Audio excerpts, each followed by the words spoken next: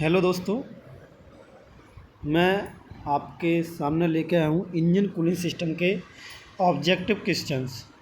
इससे पहले मैंने अपने यूट्यूब चैनल पे इंजन कूलिंग सिस्टम की थ्योरी को अपलोड कर दिया है।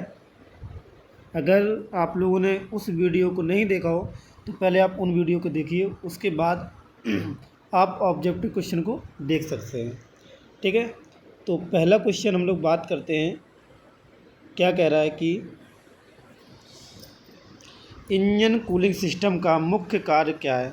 कह रहा है कि इंजन कूलिंग सिस्टम का मुख्य कार्य क्या है। ठीक है, ऑप्शन नंबर ए कह रहा है ईंधन की मात्रा बढ़ाना, इंजन को ठंडा रखना, इंजन की गति बढ़ाना या इंजन का भार कम करना। तो आपको पहला क्वेश्चन जो है, इंजन कूलिंग सिस्टम का मुख्य कार्य क्या है। कह रहे कूलिंग सिस्टम से मतलब समझ में आ रहा है कूलिंग करना किसी चीज़ को। तो ऑप्शन नंबर इसका बी इस करेक्ट आंसर हो जाएगा, इंजन को ठंडा रखना। क्या हो जाएगा, इंजन को ठंडा रखना। इंजन को ठंडा रखना इसका आंसर ऑप्शन नंबर बी इस करेक्ट आंसर हो जाएगा। दूसरा क्वेश्चन हम लोग बात करते हैं। कह रहा है कि इंजन को ठंडा करने का मुख्य कारण क्या है, कि हमें इंजन को ठंडा करने का मुख्य कारण क्या है। ऑप्शन नंबर ए इंजन का रंग बदलना, ईंधन की खपत बढ़ाना, अत्यधिक तापमान से बचाना या शक्ति कम करना। तो इंजन को ठंडा करने का मुख्य कारण जो है वो है ऑप्शन नंबर सी, अत्यधिक तापमान से बचाना। क्या है, option number C correct answer है। क्या है, ऑप्शन नंबर सी इसका करेक्ट आंसर है। क्या है, अत्यधिक तापमान से बचाना। नेक्स्ट क्वेश्चन की बात करेंगे। वाटर कूलिंग सिस्टम में कौन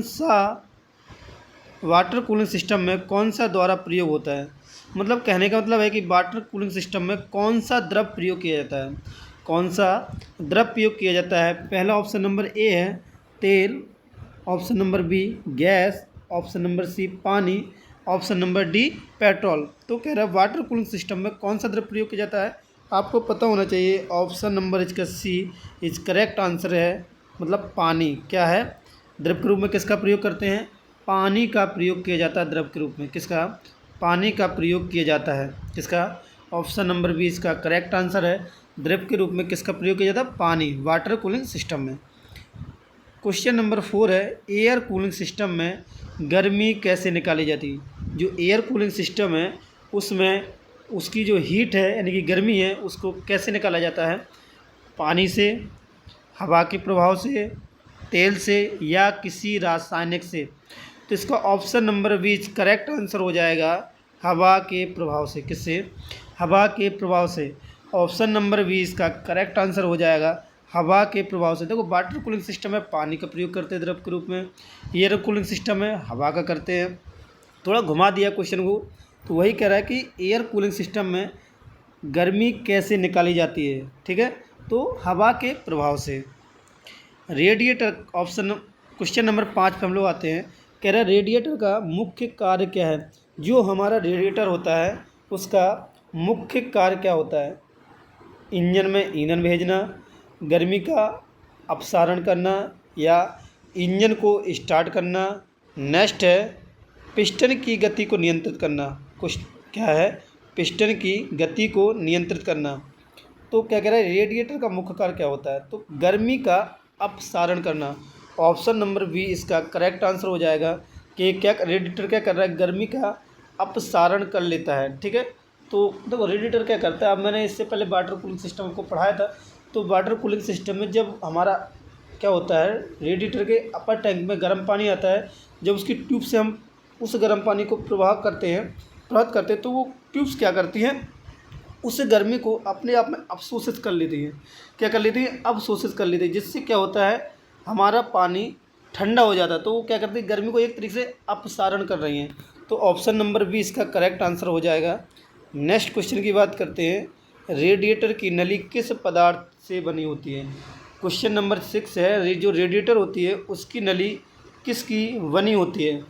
पहला ऑप्शन है स्टील, ऑप्शन बी एल्यूमिनियम या रबर, ऑप्शन सी लकड़ी, ऑप्शन नंबर डी कॉपर। तो इसका जो आंसर सही हो जाएगा वो है option number B. Option number B is correct answer है। रेडिएटर की नली जो बनी होती है एल्यूमिनियम या रबड़ की बनी होती है। किसकी?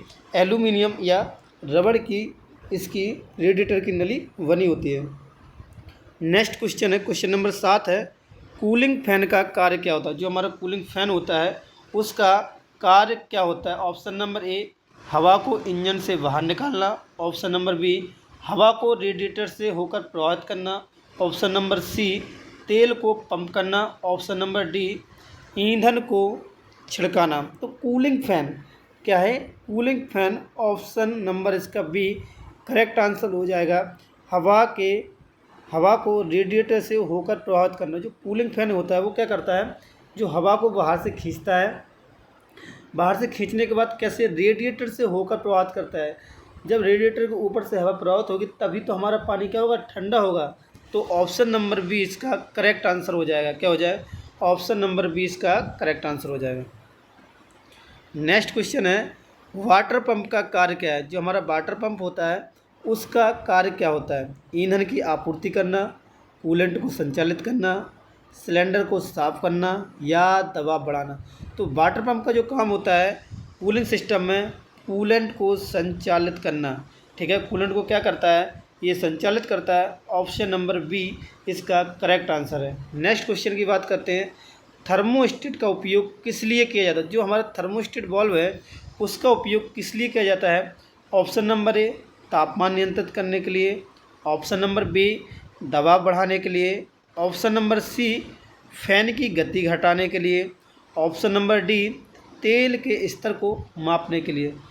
तो जो थर्मोस्टेट बल्ब है आपको पता होगा कि क्या करता है, एक तरीके का टेम्परेचर कंट्रोलिंग डिवाइस होती है। क्या होती है? टेम्परेचर कंट्रोलिंग डिवाइस होती है। क्या होती है? थर्मोस्टेट बल्ब जो क्या होता है, एक टेम्परेचर कंट्रोलिंग डिवाइस होती है। ये क्या करता है? तापमान को नियंत्रित करने का काम करता है। थर्मोस्टेट बल्ब क्या करता है? तापमान को नियंत्रित करने का काम करता है। तो ऑप्शन नंबर ए इसका करेक्ट आंसर हो जाएगा। क्या हो जाएगा? ऑप्शन नंबर ए इसका करेक्ट आंसर हो जाएगा। तो जो थर्मोस्टेट बल्ब होता है वो कितने डिग्री पर खुलता है? हमारा 80 डिग्री पर खुलता है। 80 डिग्री पर हमारा थर्मोस्टेट बल्ब ओपन होता है। नेक्स्ट है, थर्मोस्टेट बल्ब, थर्मोस्टेट सामान्यतः कहाँ लगाया जाता है? जो थर्मोस्टेट बल्ब है उसको हम लोग कहाँ लगाते हैं? ऑप्शन नंबर ए है रेडिएटर में। Option number B, cylinder head और रेडिएटर के बीच में। ऑप्शन नंबर सी है फ्यूल टैंक में। और option number D, engine block के नीचे। तो जो थर्मोस्टेट है वह हमारा लगाया जाता है सिलेंडर हेड और रेडिएटर के बीच में। कहाँ पे? सिलेंडर हेड और रेडिएटर के बीच में थर्मोस्टेट बल्ब सामान्यतः प्रयोग किया जाता है। ठीक है, ऑप्शन नंबर बी इसका करेक्ट आंसर हो जाएगा। नेक्स्ट क्वेश्चन की बात करेंगे, यदि थर्मोस्टेट फंस जाए तो क्या होगा? अगर थर्मोस्टेट बल्ब हमारा फंस जाए तो क्या होगा? इंजन अधिक ठंडा रहेगा, इंजन ज़्यादा गर्म हो जाएगा, इंजन की शक्ति बढ़ेगी, ईंधन कम खर्च होगा। ठीक है, अगर थर्मोस्टेट बल्ब हमारा फंस गया है तो क्या होगा? हमारा इंजन अत्यधिक गर्म हो जाएगा, ईंधन जो इंजन है ज़्यादा गर्म हो जाएगा। तो इसका ऑप्शन नंबर बी इसका करेक्ट आंसर हो जाएगा। क्वेश्चन नंबर 12 की बात करें, कूलिंग सिस्टम में एंटी फ्रीज का प्रयोग क्यों किया जाता है? जो हमारा कूलिंग सिस्टम है उसमें हम एंटी फ्रीज का प्रयोग क्यों करते हैं? तो सबसे पहले एंटी फ्रीज का जो एंटी फ्रीज मटेरियल होते हैं उनका उपयोग हम क्यों करते हैं? किसी भी मटेरियल को जमने से बचाने के लिए, किसी भी मटेरियल को जमने से बचाने के लिए हम एंटी फ्रीज मटेरियल का प्रयोग किया करते हैं। या किसी द्रव को जमने से बचाने के लिए एंटी फ्रीज मटेरियल का प्रयोग किया जाता है। अब बात करते हैं ऑप्शन नंबर ए क्या कह रहा है? पानी को उबालने से रोकने के लिए। ऑप्शन बी, पानी के जमने से रोकने के लिए। ऑप्शन सी, रेडिएटर को साफ़ करने के लिए। ऑप्शन डी, इंजन की आवाज़ कम करने के लिए। तो इसका जो आंसर मैंने आपको पहले ही बता दिया है, क्या होता है? पानी के जमने से रोकने के लिए एंटी फ्रीज का उपयोग क्यों करते हैं? पानी के जमने को रोकने के लिए। ठीक है, नेक्स्ट क्वेश्चन है, एंटी फ्रीज का प्रमुख घटक क्या है? जो हमारा एंटीफ्रीज मटेरियल होता है उसका प्रमुख घटक क्या है? Ethylene glycol, hydrogen, sodium chloride या एसीटोन? इसका ऑप्शन नंबर ए इस करेक्ट आंसर है। क्वेश्चन नंबर 13 का option number A correct answer है ethylene glycol.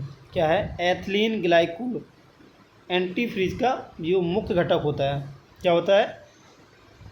Ethylene glycol. Option number ए इसका करेक्ट आंसर। नेक्स्ट क्वेश्चन की बात करेंगे, रेडिएटर कैप का कार्य क्या है? जो हमारी रेडिएटर कैप लगी होती है उसका कार्य क्या होता है? ईंधन भरना, सिस्टम का दबाव नियंत्रित करना, हवा बाहर निकालना, रेडिएटर बंद करना। तो ऑप्शन नंबर बी इसका करेक्ट आंसर हो जाएगा। ये क्या करती है? सिस्टम का जो दबाव होता है उसको कंट्रोल करने का काम करती है। किसको? प्रेशर को।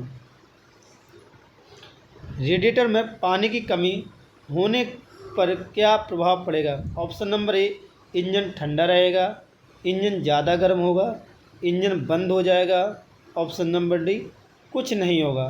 तो ऑप्शन नंबर कौन सा हो जाएगा? इंजन ठंडा रहेगा या इंजन ज़्यादा गर्म होगा या इंजन बंद हो जाएगा? तो इसका ऑप्शन नंबर बीच का करेक्ट आंसर हो जाएगा इंजन ज़्यादा गर्म होगा। इंजन क्या होगा? हमारा ज़्यादा गर्म होगा। नेक्स्ट क्वेश्चन की ओर बढ़ते हैं हम लोग।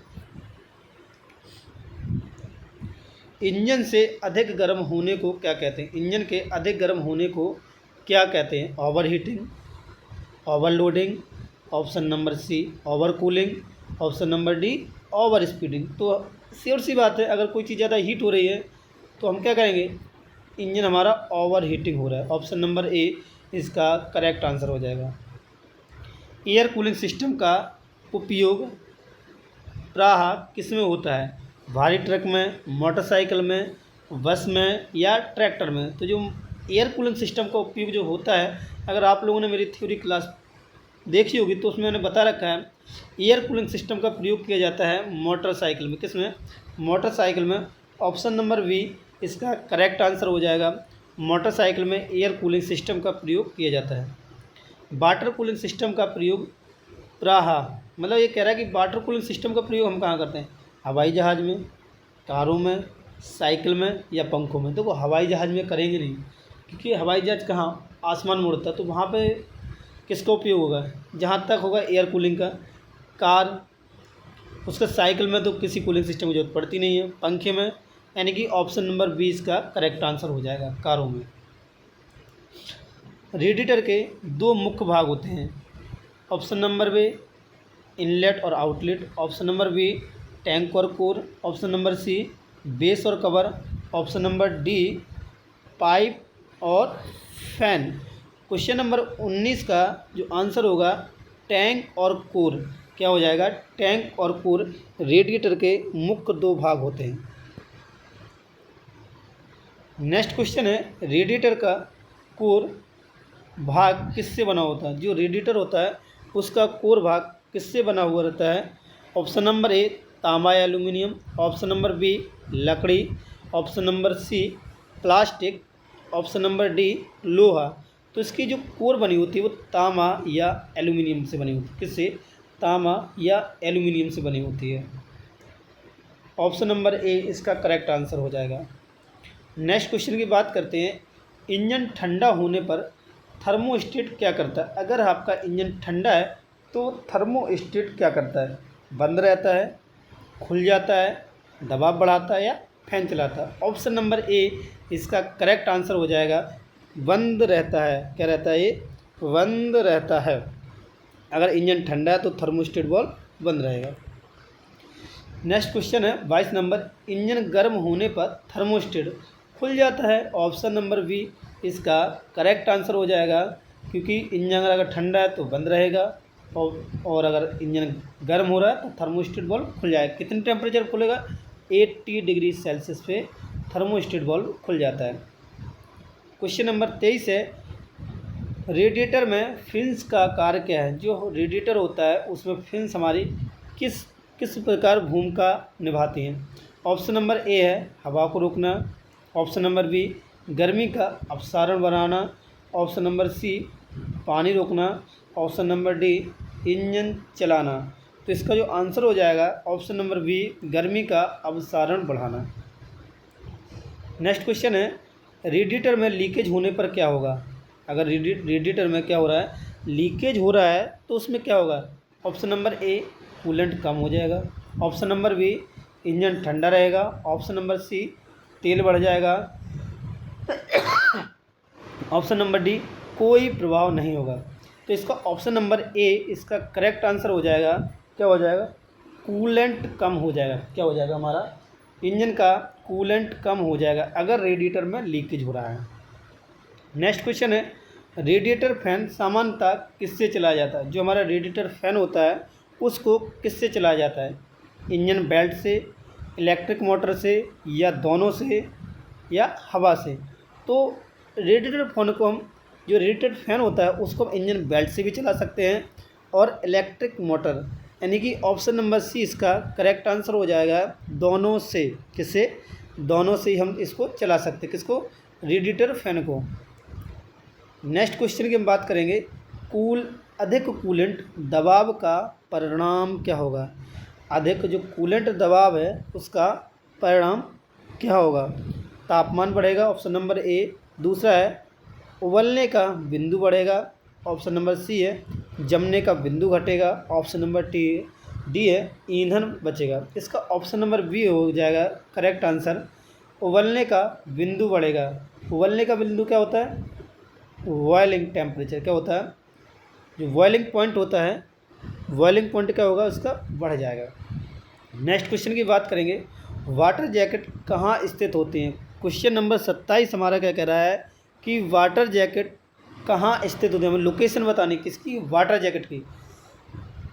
पिस्टन में, इंजन ब्लॉक और सिलेंडर हेड में, गियर बॉक्स में, या फ्यूल सिस्टम में। तो जो वाटर जैकेट होती है वो इंजन ब्लॉक और सिलेंडर हेड में लगी हुई होती हैं। ऑप्शन नंबर बी इसका करेक्ट आंसर हो जाएगा।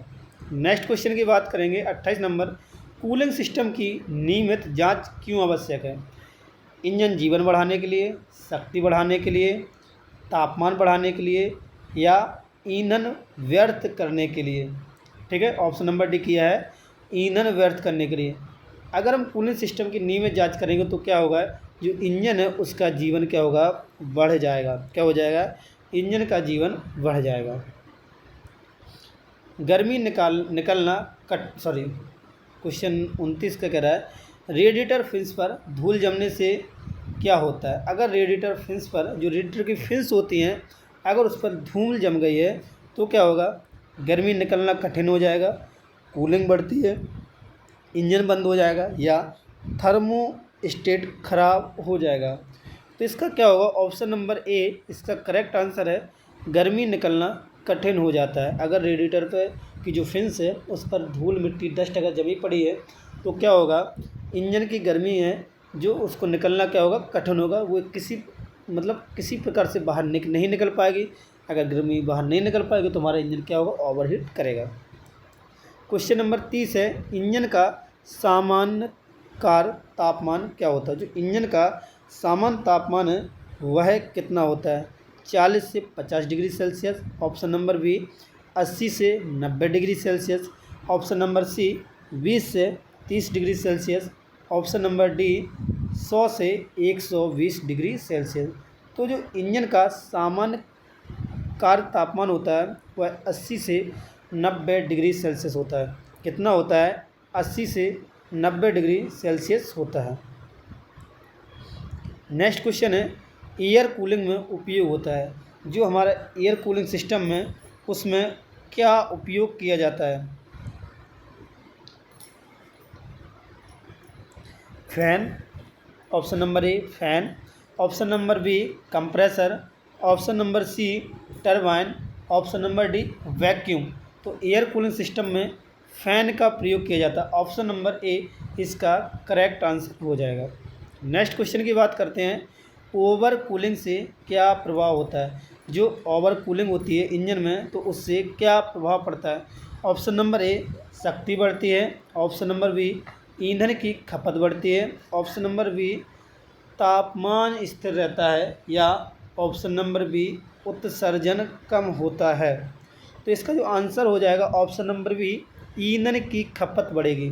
क्या होगी, ईंधन की खपत बढ़ेगी। अगर इंजन आपका ओवर कूलिंग कर रहा है तो क्या होगा, ईंधन की खपत बढ़ जाएगी। नेक्स्ट है थर्मोस्टेट का प्रकार कौन कौन सा है। जो थर्मोस्टेट वाल्व होता है उसके टाइप्स की बात कर रहा है कि जो थर्मोस्टेट वाल्व है वह कितने प्रकार के होते हैं। पहला है वेलोज टाइप, दूसरा है बैक्स पिल टाइप, तीसरा है दोनों, ऑप्शन नंबर डी है कोई नहीं। तो थर्मोस्टेट वाल्व होता है यह बेलो टाइप भी होता है और वैक्स पिल टाइप भी होता है, यानी कि ऑप्शन नंबर सी इसका करेक्ट आंसर हो जाएगा। ऑप्शन नंबर सी इसका करेक्ट आंसर हो जाएगा।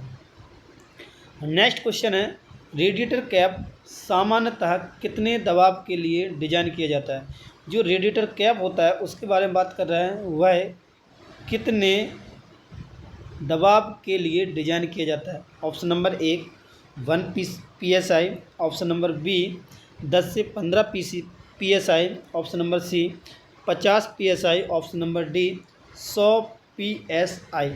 तो ऑप्शन नंबर बी इसका करेक्ट आंसर हो जाएगा 10 से 15 PSI। नेक्स्ट क्वेश्चन की बात करेंगे रेडिएटर में जमा जंग को क्या कहते हैं। जो रेडिएटर में जंग जमी हुई होती है उसको क्या कहते हैं। Option number A scaling, option number B sledging, option number C coating, option number D rusting. इसको बोलते हैं स्केलिंग। क्या बोलते हैं, स्केलिंग। ठीक है, ऑप्शन नंबर ए इसका करेक्ट आंसर हो जाएगा। क्वेश्चन नंबर 36 पे हम लोग बात करेंगे ओवर हीटिंग से इंजन के कौन से भाग को सबसे ज़्यादा नुकसान होता है। अगर आपका इंजन ओवर हीटिंग कर रहा है तो सबसे ज़्यादा नुकसान इंजन के किस पार्ट्स को होगा। ऑप्शन नंबर ए पिस्टन और cylinder, option number B crankshaft, option number C clutch, option number D gear. तो सबसे ज़्यादा जो प्रभावित होगा वो हमारा ऑप्शन नंबर ए होगा पिस्टन और सिलेंडर। क्या होगा, पिस्टन और सिलेंडर को सबसे ज़्यादा नुकसान होगा अगर इंजन आपका ओवर हीटिंग कर रहा है। ओवर हीटिंग पे क्या होगा, पिस्टन और सिलेंडर सबसे अधिक नुकसान होगा। एंटी फ्रीज का अनुपात सामान्यतः होता है। जो एंटी फ्रीज मटेरियल होता है उसका अनुपात कितना होता है। ऑप्शन नंबर ए 50% पानी 50% ग्लाइकोल, ऑप्शन नंबर बी 90% पानी 10% glycol, option number C 100% glycol, option number D 100% पानी। इसका राइट आंसर हो जाएगा ऑप्शन नंबर ए 50% पानी और 50% ग्लाइकोल। ठीक है, ये 1:1 रेशियो में होता है पानी और ग्लाइकोल। आपसे इस तरीके से क्वेश्चन कर सकता है जो एंटी फ्रीज मटेरियल होता है उसमें कौन कौन से पदार्थ होते हैं, तो आपको बताना है पानी और ग्लाइकोल किस रेशियो में होते हैं, 1:1। ठीक है, इंजन ठंडा होने के बाद रेडिएटर कैप क्यों नहीं खोलना चाहिए। अगर इंजन ठंडा होने के बाद,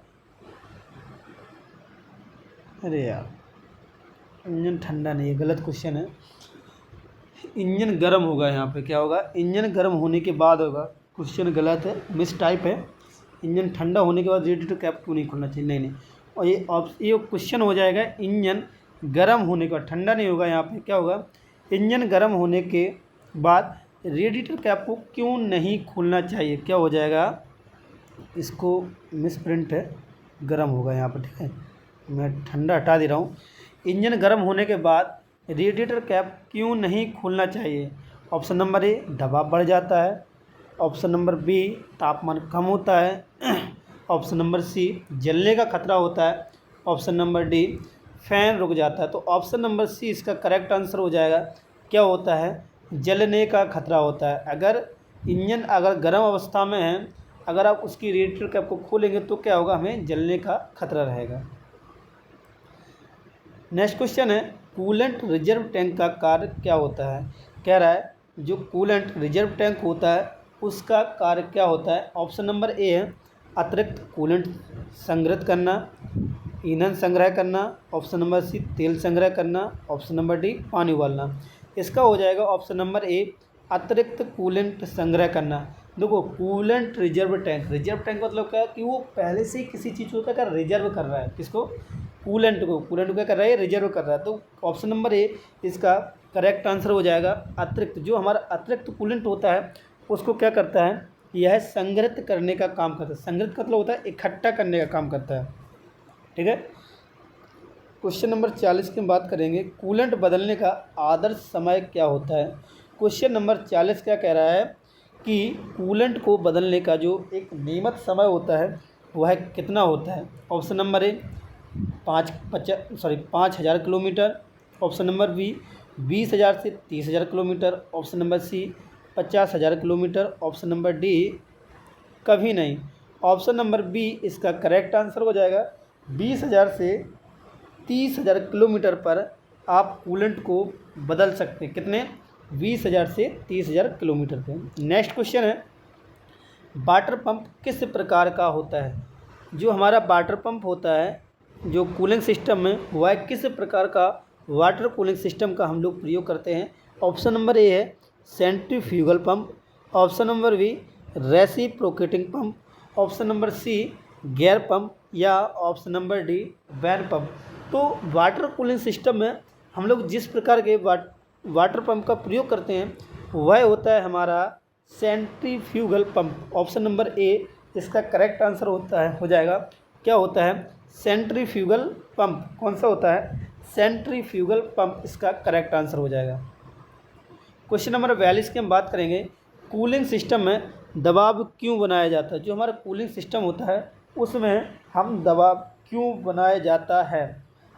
ऑप्शन नंबर ए उबालने का बिंदु बढ़ाने के लिए, यानी कि बॉइलिंग पॉइंट बढ़ाने के लिए, या टेम्परेचर घटाने के लिए, ऑप्शन नंबर सी कूलेंट की गति घटाने के लिए, ऑप्शन नंबर डी इंजन को गर्म करने के लिए। तो आप समझ सकते हैं कह रहा कूलिंग सिस्टम में दबाव क्यों बनाया जाता है। तो इसलिए बनाया जाता है कि जो हमारा बॉइलिंग पॉइंट हो उसको बढ़ाया जाए, किसको, उबालने का जो बिंदु है उसको बढ़ाया जाए।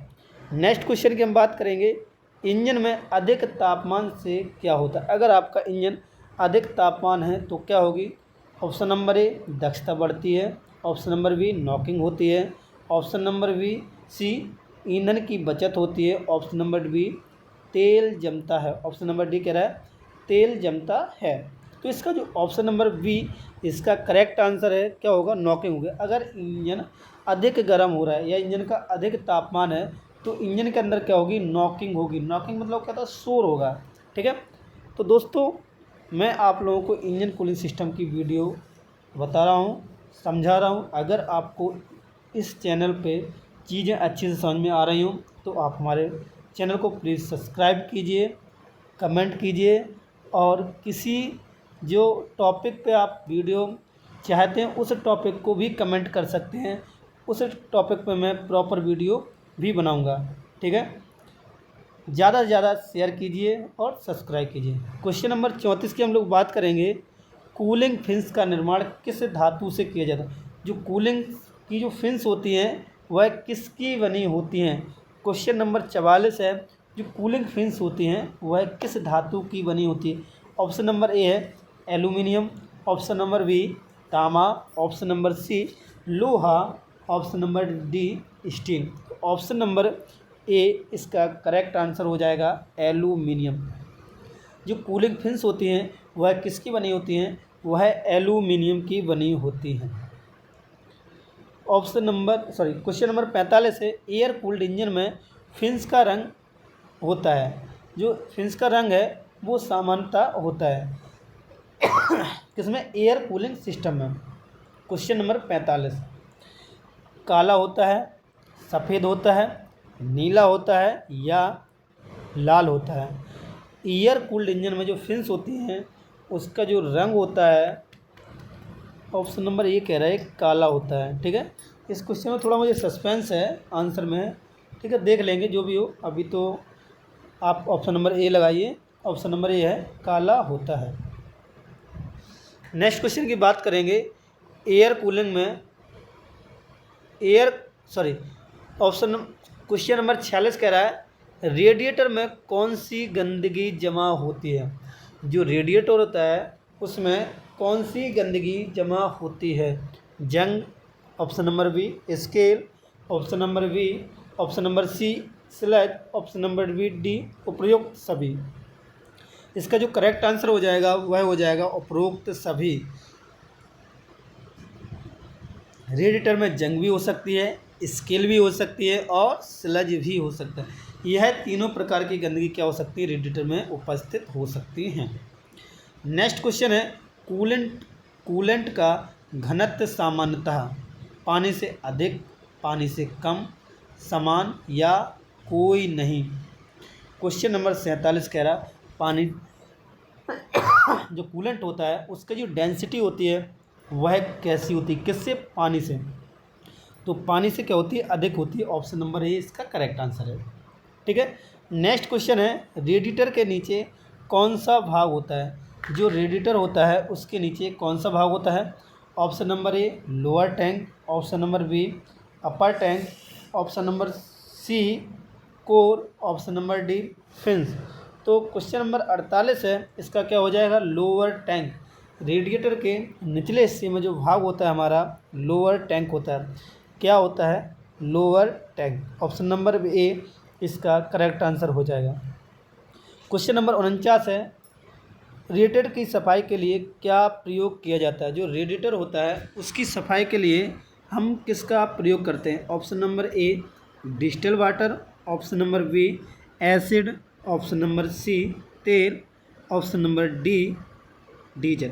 तो रेडिएटर की सफाई के लिए डिस्टिल वाटर का प्रयोग करते हैं। किसका? डिस्टिल वाटर का प्रयोग किया जाता है। ऑप्शन नंबर ए इसका करेक्ट आंसर हो जाएगा। नेक्स्ट क्वेश्चन है एयर कूलिंग सिस्टम का प्रमुख लाभ क्या होता है?